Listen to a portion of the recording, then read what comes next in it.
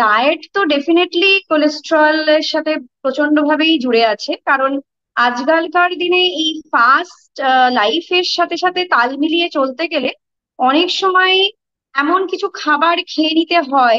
কারণ সব সময় হয়তো যারা স্পেসিফিক্যালি আইআইটি তে কাজ করছেন বা যে কোনো প্রফেশনে, বা ডক্টর হন, বা এইরকম ডায়েটিশিয়ান, মানে প্রফেশনাল লাইফ হলেই তাদেরকে অনেকক্ষণ টাইম বাড়ির বাইরে কাটাতে হচ্ছে। তো সেক্ষেত্রে তখন কি করা হচ্ছে, চটজলদি খাবার বা রাস্তায় যা খাবার পাওয়া যাচ্ছে, ডিপ ফ্রাইড ফুড বা প্রিজারভেটিভ যুক্ত খাবার, এই খাবারগুলো বেশি খেলেই এগুলোতে ডেফিনেটলি ব্যাড কোলেস্ট্রল বা এলডিএল যেটাকে বলা হয় সেটা বাড়িয়ে তোলে, আর গুড কোলেস্ট্রল কমে যায়। আর গুড কোলেস্ট্রল কমে যাওয়ার আরেকটা কারণ হচ্ছে কারণ রেগুলার এক্সারসাইজ অনেকের থাকছে না, ওবিসিটি বা ওভারওয়েটের শিকার হচ্ছেন অনেকেই। আর এই সব সমস্যার জন্যই কোলেস্ট্রল বেড়ে চলেছে, আর নানাবিধ সমস্যার সম্মুখীন হচ্ছেন সবাই। যেরকম হার্ট ডিজিজ হতে পারে, ডায়াবেটিক হয়ে যেতে পারেন, আর ওবিসিটি আর ওভারওয়েট, ফ্যাটি লিভার, এগুলো তো আছেই। তো সেই জন্য অবশ্যই ডায়েট করা is a must. Cholesterol rich খাবার বলতে যেটা আমরা বোঝাই হচ্ছে, ফার্স্টেই বলে নেব রেড মিট। রেড মিট মানে যেটা মাটন বলা যেতে পারে, বিফ বা পর্ক বলা যেতে পারে, এই তিনটে খাদ্য তালিকায় যতটাই কম থাকবে ততটাই ভালো। তবে এটা বলে নিতে চাই, যাদের এখনো কোলেস্ট্রলের সমস্যা হয়নি কিন্তু অলরেডি যারা ওবিসিটির দিকে যাচ্ছেন বা ওভারওয়েট, তারা কিন্তু এখন থেকেই রেস্ট্রিকশন করে নেওয়া ভালো। এরপর বলবো যে প্রিজারভেটিভ যুক্ত খাবার, প্রচন্ড তৈলাক্ত খাবার, যেটা হচ্ছে আমাদের রাস্তাঘাটে যে রোল, চাউমিন, যেগুলো আহ এক মানে বারবার যে তেলটা ইউজ হচ্ছে সেই তেল, বা একদম ডোবা তেলে যেটা বলা হয়, ঘরেও সেটা ধরুন রেগুলার লুচি পরোটা খাওয়া হচ্ছে, বা বাইরে কচুরি তরকারি খাওয়া হচ্ছে, সিঙ্গারা, চপ। তো এইগুলো রেগুলার না রেখে, যদি মাসে একবার খেলে কিছু হবে না, তবে রেগুলারিটি রাখলে আর সেই ক্যালোরিটা যদি বার্ন করে না দেওয়া হয় এক্সারসাইজ করে, তাহলে কিন্তু এই কোলেস্ট্রলের সমস্যার সম্মুখীন আপনারা হতে পারেন। আরো বলতে চাই যেটা হচ্ছে মিষ্টি বা sugary items, pastries, cold drinks, এগুলোও কিন্তু ব্যাড কোলেস্ট্রল বেড়ে যাওয়ার একটা কারণ। ফার্স্টেই বলবো আহ, এমন কিছু খাদ্য তালিকায় রাখতে হবে যেগুলো মোনো আনস্যাচুরেটেড ফ্যাটি অ্যাসিডে ভরপুর, যেরকম হচ্ছে অলিভ অয়েল। অলিভ অয়েল যদি খাদ্য তালিকায় রাখা যায়, এটা অনেকটাই সুবিধা করে দেয়। আর তারপরে বলবো যে অবশ্যই যেটা হচ্ছে কিছু নাটস, যেরকম অ্যালমন্ডস, ওয়ালনাটস, এগুলোকে যদি রেগুলার ডায়েটে রাখা যায়, এগুলো তো অবশ্যই গুড ফ্যাট আছে, হেলদি ফ্যাট আছে। তাছাড়াও প্রচুর অ্যান্টি অক্সিডেন্ট, যেটা শরীরে ইনফ্লামেশন কমাতে সাহায্য করে। আর তাছাড়া বলবো ফিশ, ফ্যাটি ফিশ খেতে হবে, যেটা ওমেগা 3 ফ্যাটি অ্যাসিড রিচ, এটাও কিন্তু হেলদি ফ্যাট। এই খাবারগুলো যদি রেগুলার ডায়েটে রাখা যায়, তবে অবশ্যই এইচডিএল যেটা গুড কোলেস্ট্রল সেটা বেড়ে যায়, আর এলডিএল যেটা ব্যাড কোলেস্ট্রল সেটা কমে যায়। তো অবশ্যই এগুলোকে রাখা উচিত। আরো বলবো চিয়া সিড, ফ্লেক্স সিড বা সানফ্লাওয়ার সিড, এইগুলোকে ডায়েটে বিশেষ প্রাধান্য দেওয়া উচিত।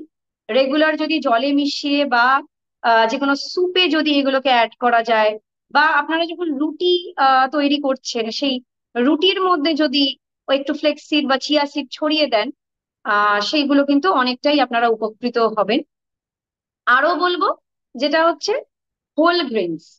হোল গ্রেনস মানে যেগুলো হচ্ছে লেস রিফাইন্ড কার্বোহাইড্রেট আছে যার মধ্যে, এগুলোকে বলা হয় কমপ্লেক্স কার্বোহাইড্রেট। এগুলো যদি ডায়েটে রাখা যায়, এগুলোও কিন্তু অনেকভাবে ওয়েটটাকেও নিয়ন্ত্রণ করে, আর এর সাথে সাথে মানে ব্যাড কোলেস্ট্রলকেও কম করতে সাহায্য করে। আরেকটা যেটা বলতে চাই, যেটা আ- আপনারা গুড কোলেস্ট্রল বাড়াতে যেটা সাহায্য করে, সেটা হচ্ছে লেগিউমস। লেগিউমস বলতে হচ্ছে যে কোনো রকম যেরকম চিকপিস মানে ছোলা বা স্প্রাউটস বা ধরুন মুসুরির ডাল বা মুগ ডাল, মানে বেসিক্যালি আমরা বাংলাতে যেটা বুঝি, ডালের বিভিন্ন প্রকার যদি রেগুলার ডায়েটে ইনক্লুড করা যায়, সেটাও কিন্তু আপনারা অনেকভাবেই উপকৃত হবে।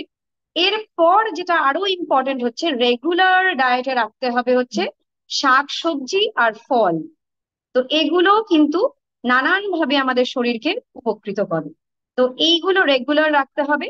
বিশেষ করে যেগুলো হচ্ছে মানে বিনস, তারপরে বিট, গাজর, এগুলো যদি রেগুলার রাখা যায়, কলিফ্লাওয়ার, ক্যাবেজ, ব্রকলি, তো এইগুলো যদি বিভিন্ন ভাবে রেগুলার, মানে সব একদিনে নয়, রেগুলার মানে ঘুরিয়ে ফিরিয়ে যদি আপনারা ইউজ করতে পারেন, তাহলে অবশ্যই নিশ্চয়ই উপকৃত হবেন।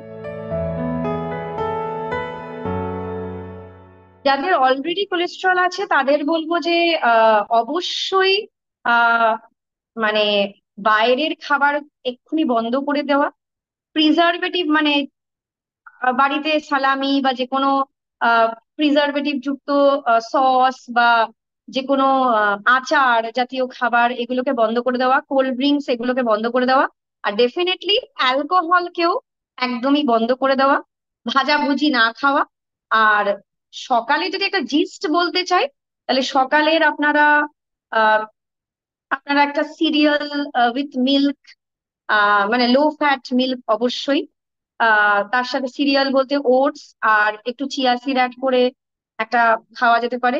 মিড মর্নিং এ একটা যে কোনো ফল নিতে পারেন। ফল তো প্রচন্ড ভাবেই ভিটামিনস অ্যান্ড মিনারেলস রিচ, তো ফল রাখতে পারেন। আর দুপুর বেলা ধরুন ব্রাউন রাইস, ডাল, সবজি, মাছ রাখা যেতে পারে, মাছ তো খুবই ভালো। আর ইভিনিং এ যদি কিছু স্প্রাউট স্যালাড কাইন্ড অফ কিছু একটা রাখলেন। আর ডিনারে ধরুন রুটি সবজি, বা যদি লিন মিট কিন্তু ভালো, রেড মিট আমি না করেছি, কিন্তু পোল্ট্রি মিট যদি রাখা যেতে পারে, যেটা অবশ্যই স্কিন ফ্রি, মানে যেটাতে স্কিন নেই, তো সেইটা যদি রাখা যেতে পারে স্টু ফর্মে, যাদের অত্যন্ত হাই কোলেস্ট্রল তারা যদি এটা রাখতে পারেন, অবশ্যই নিশ্চয়ই এরকম ডায়েট রাখলে আপনারা উপকৃত হবেন।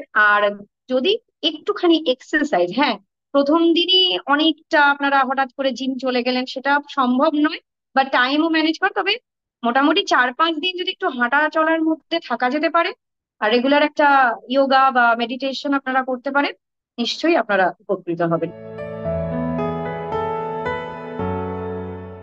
যদি সবার মতন রান্না হয় ওভাবে বলা যেতে পারে না, কিন্তু তবুও আমরা যেটা থিওরিটিক্যাল জেনে এসেছি, বা যদি এটা পসিবল হয়, এটা অবশ্যই যাদের হাই কোলেস্ট্রলের প্রবলেমে ভুগছেন তাদের এটা বলা যায় যে 25 ml, সারাদিনে 25 ml, ম্যাক্সিমাম 30 ml এর বেশি তেল ইউজ না করা উচিত। আর যেটা হচ্ছে কি তেল খাবেন সেটা আগে একবার আমি বলেছি, অলিভ অয়েল। তবে হ্যাঁ, একটা ইকোনমিক্যাল ফ্যাক্টরও আছে। আপনারা যদি আহ সয়াবিন অয়েল বা সানফ্লাওয়ার অয়েল ইউজ করতে পারেন, এটা কিন্তু অনেকটাই উপকৃত হবেন। কিন্তু যেটা মানা করা হয়েছে কোকোনাট অয়েল, মাস্টার্ড অয়েলও ইউজ করা যেতে পারে, সেটাও রিচ ইন যেটা হচ্ছে mono unsaturated and poly unsaturated fatty অ্যাসিডে। বেসিক্যালি স্যাচুরেটেড ফ্যাট মানে হচ্ছে বাটার, ঘি, এইগুলো না খাওয়া। আর এই তেলগুলো ইউজ করা যেতেই পারে, কোনো সমস্যা নেই। তবে তেল ইউজেজটাই কম করতে হবে, মানে ডিপ ফ্রাইড জিনিস কম খেতে হবে। রেগুলার তেলটা কম ইনটেক করতে হবে, সে যাই তেলই খান।